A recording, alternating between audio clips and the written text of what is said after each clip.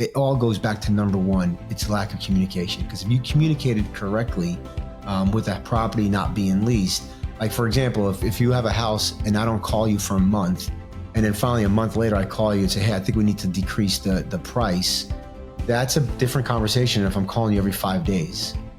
You're not just investing in a deal, you're investing in the team behind it. Because at the end of the day, buildings don't execute plans, but people do.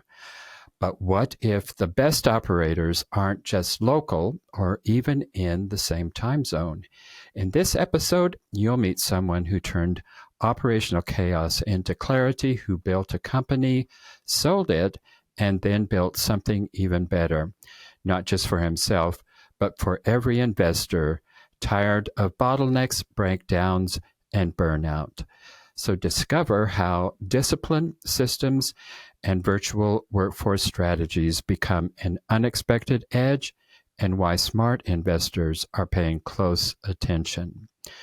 Welcome to Streams to Impact. I'm your host, Dr. Alan Lomax.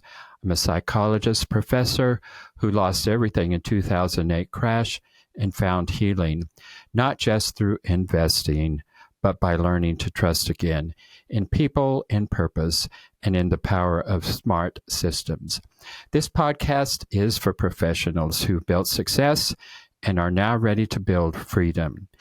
Here we talk about creating passive income, yes, but also we talk about the meaning behind it, because wealth without impact is just accumulation. So let's build something better. My guest today knows how to turn vision into execution and overwhelm into opportunity. Pete Neubig is the co-founder, and he scaled an empire industry into a leading property management firm, exited successfully, and later led operations at one of the most innovative real estate companies in the country.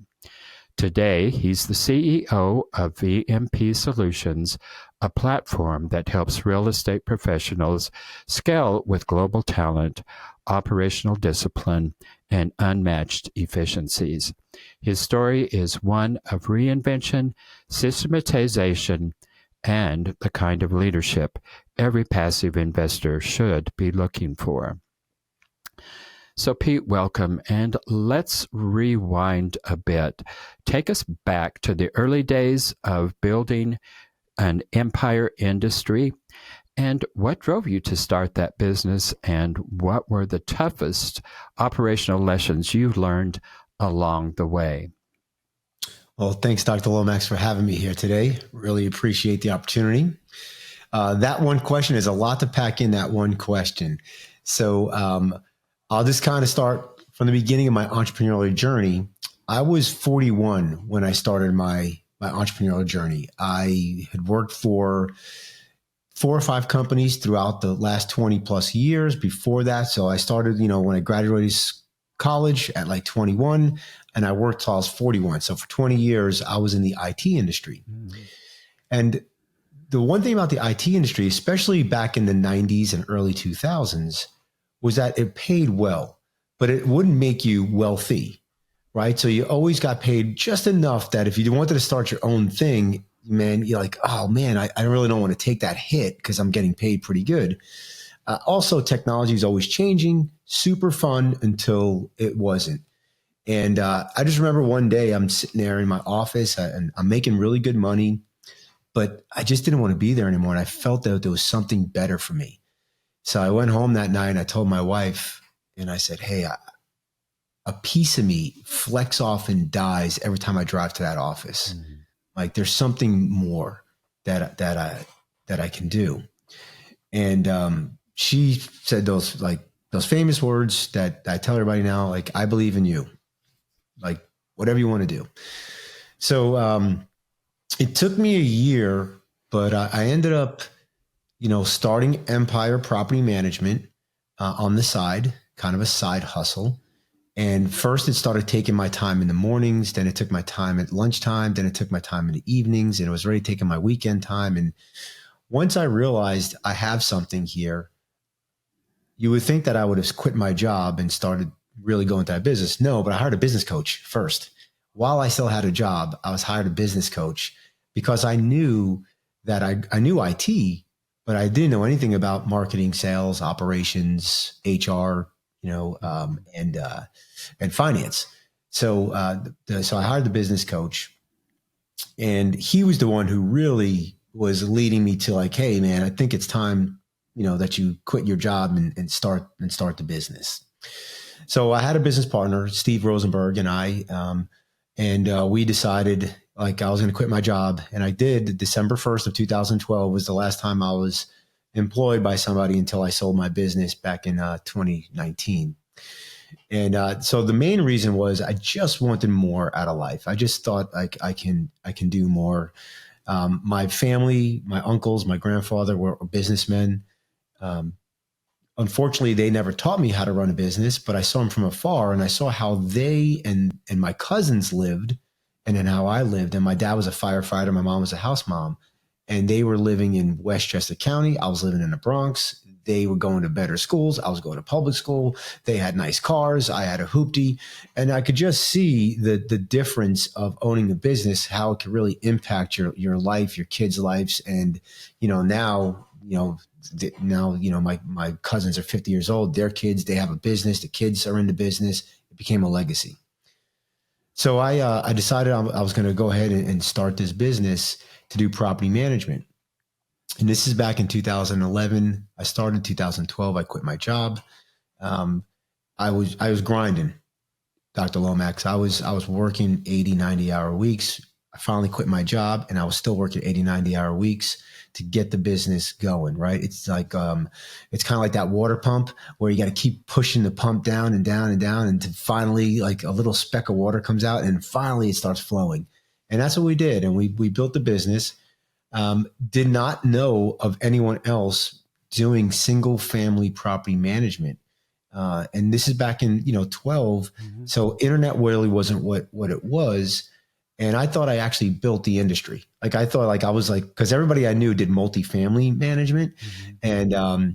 And then I come out and I found out there's a national organization of residential property managers. There's thousands of people that do this. And it was really eye-opening. And I'm so thankful that I found the organization because they helped me build my operations. Mm-hmm. And so as we're building the business coach was instrumental in helping us with our marketing and our sales, and we were growing the business. And then NARPM was instrumental in helping me understand how to run the business. And to run a people-focused business, which property management is, as you grow the business, you need more people. It's almost impossible to run an efficient business unless you have the right processes in place. And if you can build some automation and you have the right infrastructure. So your org structure, your org chart really does matter. And I would say one of the biggest things that we did was we were in chaos mode for many years. Every time we would grow, we would outgrow our systems. We'd try to build a new system. We would outgrow it. And finally, once we built the org structure correctly, technology had gotten better by 2017, 2018. And we were able to find automation tools that we can automate a lot of our processes, because in property management, when you do a lease renewal, it's the same. You're doing the same thing over and over. And there's just a few different, scenarios. Resident doesn't want to renew, owner doesn't want to renew, resident doesn't allow the annual inspection, whatever it is. So you can literally create the right process and you can put some policy behind that. And so we really embraced automation. But before that, we had to embrace the remote team. And so the number one thing that really allowed us to go from a company that was struggling to have profit to profitability was being able to find people in Mexico, Philippines, and the second and third world countries where you pay them a fair salary for where they live, but you're getting a deep discount. And it also allowed us to find great talent outside of our 20-minute radius of, hey, we need somebody in Houston where we were located, and with traffic they can only live like 20 minutes away, right? Because no one wants to drive more than an hour away.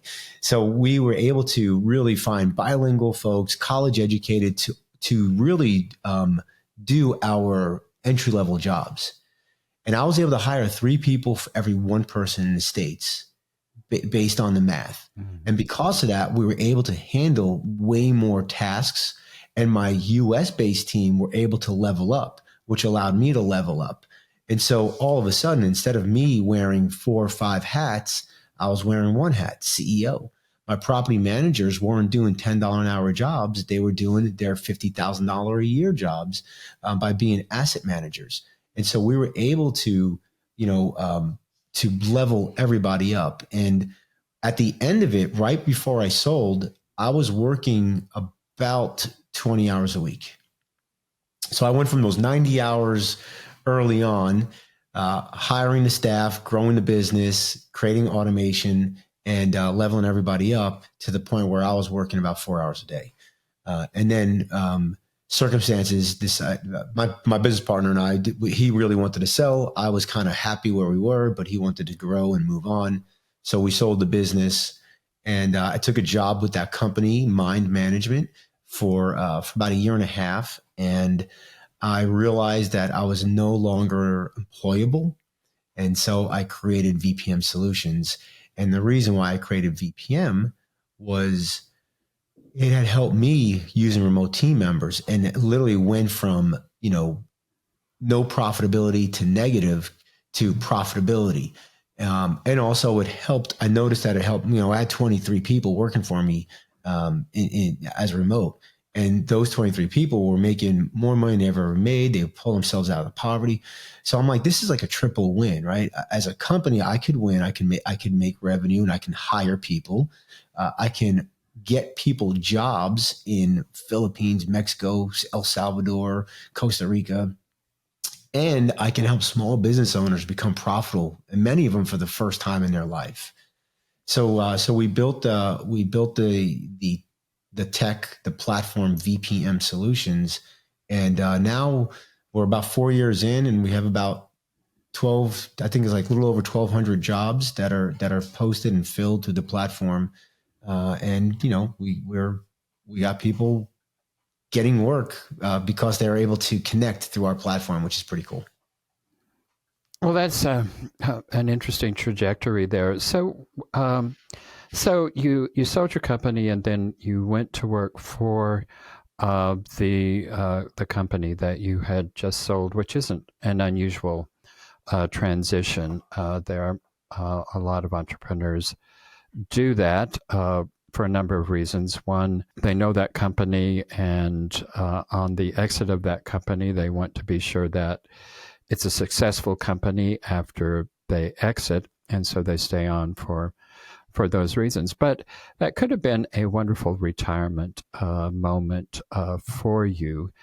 So you went back to work for them, and after a short period of time, realized that you wanted more. Instead of retiring, you started the VPM Solutions. So what gaps were you seeing essentially in the industry that inspired you to start that, and what kind of gaps have you filled? There's Upworks, there's Fiverr, and all kinds of other things where people can go and find these virtual assistants, and I've certainly used those, and there's a lot of gaps there. So what gaps did you see, and what gaps is VPM actually filling there for you, for the industry? Yeah. Well, let me answer the question on why, when we sold and I took the job with them, the main reason why I took the job with them is because I wasn't sure what I was going to do next. And I knew I didn't want to do nothing. Mm-hmm. So that's kind of why I took the job. Why I created VPM is, as I saw, so there is Upwork, and we modeled our product very similar to Upwork, but we're niched in property management and real estate. And so some of the things that we do that are different, for example, is we have free training for candidates that they can come on and they can take a training course in property management, real estate. Like they could take a course on leasing. They could take a course on maintenance coordination. They could take a course on a software that's supported that supports the industry. They can then test out and they can get a VPM certification. So a lot of people look for quote unquote experience. Well, if you live in Philippines, the chances of you having experience in single family, multifamily property management in Texas is about zero. But if I take these property management 101 courses and I take this maintenance coordinator course, well, now I have, at least I can speak the lingo. At least I'm showing initiative. So that's our biggest differentiator, is that we have the free training.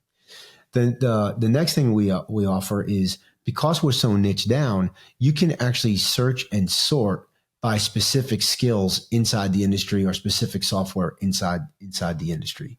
We also have video profiles, and we have a personality profile test. So we have DISC that we use. So we try to do, like, how do we look at the hiring system from a company standpoint, right? You have core values, you have job descriptions. By the way, we have over 50 plus job descriptions that are templated, so you can use those.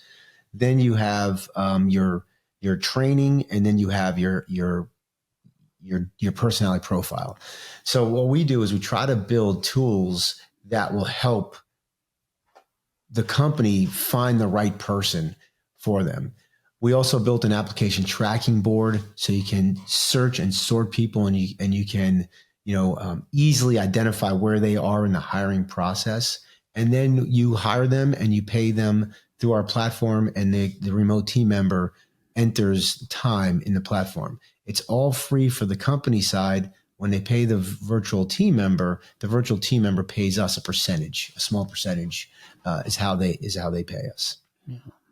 In terms of execution, what are the biggest operational breakdowns you see in the real estate business, and what are really the primary ways that the virtual teams are actually solving these problems for property management companies? Yeah, I would say the biggest challenge in property management is there's a lot of these low level, low enjoyment job roles, right? They're just not. The job role doesn't require somebody to make $60,000-$70,000 a year, $50,000 a year, but that's what people in the States want, right? They want a job making at least that, if not more, and they don't really want to work that hard. And so, if you look at the single family property manager, especially like leasing coordinator, maintenance coordinator, assistant property management, onboarding specialist, there's all these little jobs that take a lot of time, because if you have 300, 400, 500 single family homes, you got maintenance requests coming in, you got leases up, you got turns, you got, utilities turn on and off, you got offboarding, onboarding, move-ins, move-outs. It's a lot of stuff that goes on, and and because it's all human based, it's a lot of phone calls and emails and communication. And what happens is, if you hire US based, then you just have less people, because the company can't afford to have all these people. And when you have less people, you turn your company into a reactionary company. So the biggest challenge I see with property management companies is that they don't have enough people because they can't afford them. And all the people they have are just waiting for the email to bing or the phone to ring. They're super reactionary. And then what happens is, even if they're working on something, they don't have enough capacity to tell the client, hey, I'm working on something. The client doesn't hear anything, quote unquote, lack of communication. The client now is reaching out to the property management company saying, hey, what's going on with this turn? Even if I have the answers, the challenge has already happened, where the client now feels like they have to manage the management company, versus having a phone call outbound, versus having a call that just says, hey, how's it going? Are you looking for more property? Every time a property manager calls a client, their stomach gets into a knot, because they're always calling them for a challenge, because they never call them just to say what's up, because they're so busy. And so what happens is, it creates churn in the business, right? So even if you're not in property management, if you're not speaking to your clients and you're only calling them when things are bad, or worse, you're not calling them at all, or you're not answering their call, or any kind of lack of communication, the client's going to leave. So churn rate goes up. Also, when you have so many, tasks that have to be done in a timely fashion, your team has to work late or weekends, or they're on call all the time. There's going to be burnout, and you're going to have churn on your US team or your team in general. So if you can leverage more people but not pay more money, then it makes a lot of sense, because more people just means more tasks can get done. And now you can become from a reactionary company to a proactive company, increase that line of communication, which, by the way, most people say they leave because a house doesn't get leased or maintenance doesn't get done. It all goes back to number one, it's lack of communication. Because if you communicated correctly with that property not being leased, like, for example, if you have a house and I don't call you for a month, and then finally a month later I call you and say, hey, I think we need to decrease the price, that's a different conversation if I'm calling you every 5 days. Or if I even tell you up front, hey, look, we'll try it at the higher price, but let's go, So again, it's not that you didn't get the property lease, it's the lack of communication throughout the process. And by hiring more people, it just allows you, the funny thing is, it allows you to actually have more people. A lot of people say, well, you're going to dehumanize it because now they have to talk to Fred in accounting and Enrique in property management. No, if you're a client and you get a call inbound to you as the client, it doesn't matter who you're talking to because they're giving you all the information. But when I call inbound, I want to call one person. So I always recommend that the property manager, the highest paid person in your organization, the one who's got the license, the one who is probably US based, they get that inbound call. Now, if that person has questions about maintenance, accounting, and a lease, then the property manager will go get that information and then schedule a time. Hey, let me call you back tomorrow at this time, and I'll get you all the information. So now I only have one person to communicate inbound, but outbound, if you're calling me up just to tell me about my lease, or calling me up to tell me about a maintenance, or calling me up, it doesn't matter who it comes from. So you can actually humanize the experience and give your client much better experience by being the proactive one and reaching out to them. Well, that's very interesting. So if I'm really visualizing the structure that you have in place here, you have the central office in the states, located in the community in which they're managing these various different properties, and then under that there is a team, and those teams are also coordinated for people who are offshore by your accounting specialist or your lease-up specialist. All of those are offshored. And under them, then there are the team members who are actually dealing with the day-to-day operations. Am I getting that correct? Yep. Depends on the different structures, but for broadly speaking, you got that 100% correct. Well, that would make a huge difference. Well, because certainly, as you have figured out there, property management is a person-centered, intensive business, and the cost of all of those employees is one reason it's very difficult to make property management companies profitable. So very different approach there, which could make a real big difference for a lot of property management companies to go from just scraping by to actually becoming profitable endeavors there. Yep. I honestly, I believe it's any service-based organization. If you don't need the person to be at the office or at a location, you can offload a lot of those tasks, right? So we get a lot of general contractors, right? We're like, well, Pete, general contractors, they need to go to the house and do the hammering. I get that. But they don't need to be the ones. They can take photos and send it to their virtual assistants, and the assistants can send them the before, the after photos to the clients. The assistants can create invoicing. The assistants can be the ones that do the SEO, the marketing, all the accounting. What happens is these guys, they go home, they have all the, they might have lost half the receipts. They got to go back in. They got to start building all this stuff where they can actually just have all that work done while they're hammering. Mm-hmm. They just take a couple of photos, send it to their assistants. So we're seeing this in any service-based business. There is going to be work that supports the main person, right? In this case, the general contractor, in our case, the property manager. And if you can get, great people that you're paying their local market wage, but it's way below our local market wage, it's a hack. It really is like a business hack, Right. and it allows you to get more done, lose less people, lose less business, and be more profitable. So, what advice do you have for someone who is in property management and they are, like many of them are, struggling to get by because they just don't have the personnel to do that? Certainly, I understand that contacting you, you've got those processes in place to help them, but there's still a big gap there from running a property management business on their own and transitioning to what it is that you have to offer.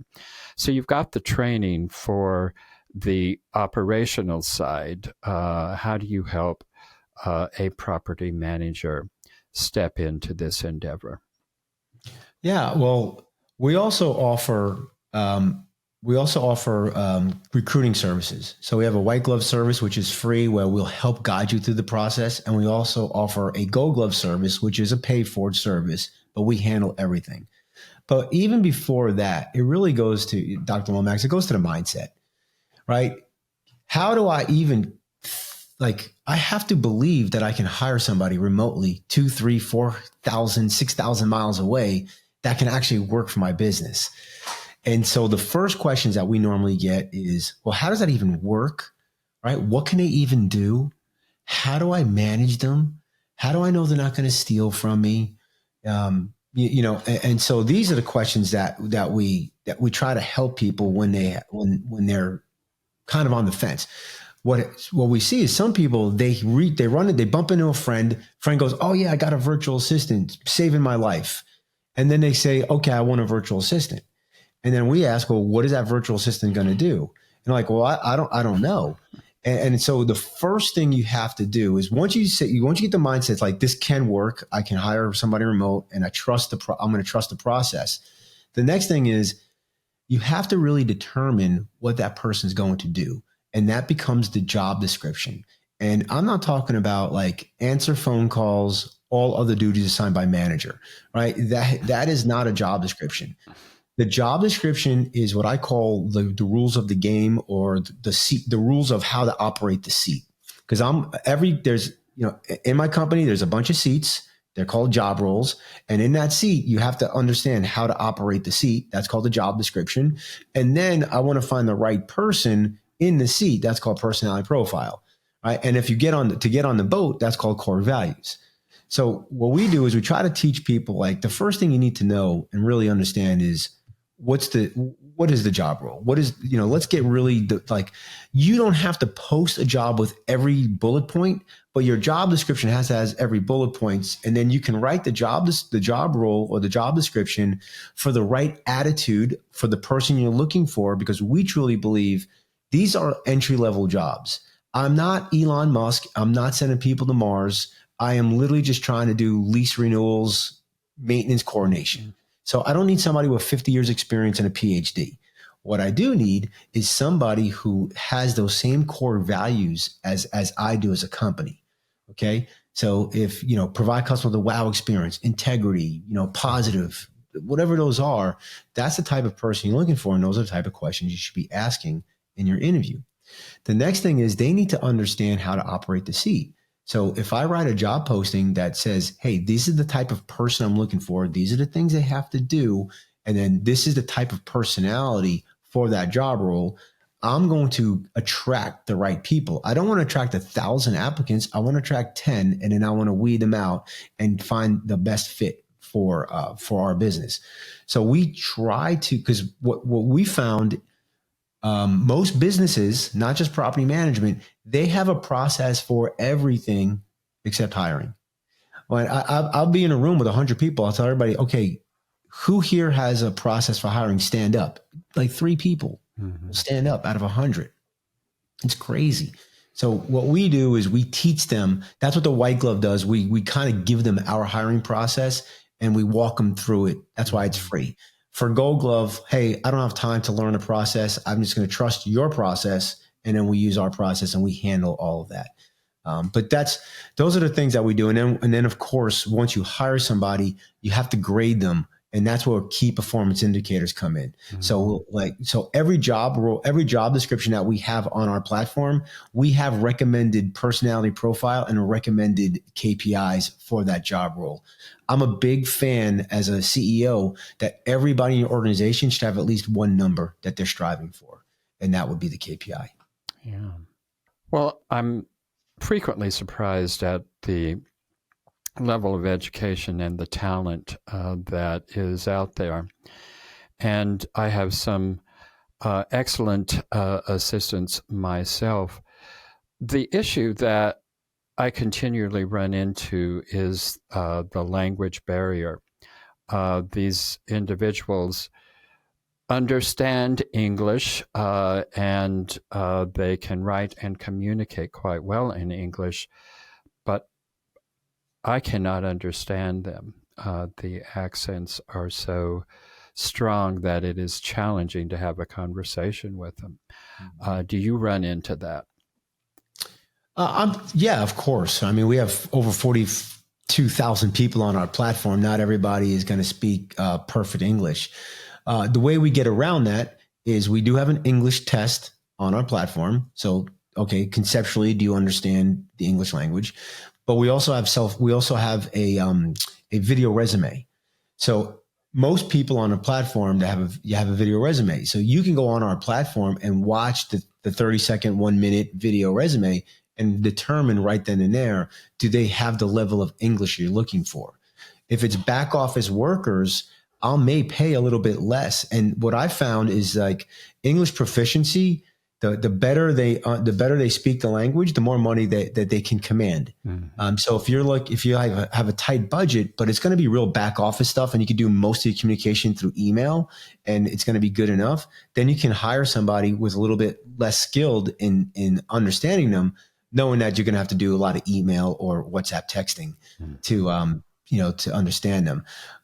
But anybody who's customer facing, then most people want somebody who has obviously clear, really decent English, and they also, for what it's worth, they're okay with like a Hispanic accent, maybe a South American or Central America or Mexico accent, but they're not okay with like the Indian accent.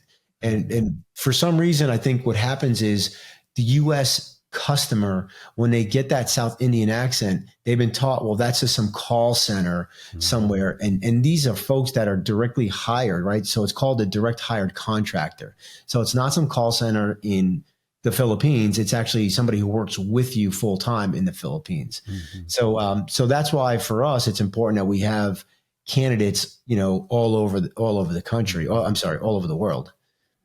Yeah. The strongest accent I've had problems with is the Nigerian accent, but there are some talented people in Nigeria, but it's challenging to communicate with them. Well, Pete, it's been good having you. What are your closing thoughts? Well, Dr. Lomax, first, just thank you for having me. I really appreciate the opportunity to always talk about business and VPM. I'm super passionate about it. I would say my closing thoughts, if you're listening to this and you're working full time and you really want to start your business, I would say that don't quit your job and then try to figure out what you want to do next. Find out what you want to do and start doing that on the weekends and at nights.